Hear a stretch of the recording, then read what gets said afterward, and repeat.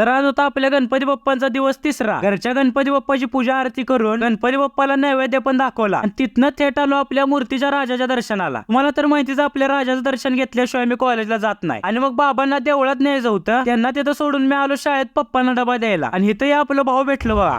भावांनो आपला व्हिडिओ कसा असते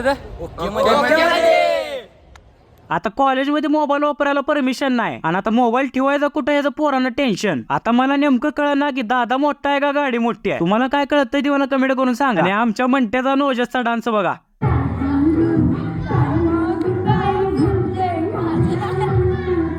मग आपली संध्याकाळची राजाची आरती गल्लीतल्या सगळ्या मुलींनी घेतलेली. आणि इकडं पातेल्यातला सगळा प्रसाद संपला की तर आपल्यासाठी एक वाटी तेवढी राहिलेली. आणि मग काय सगळ्या महिलांसाठी संगीत खुर्ची स्पर्धेचं आयोजन केलं.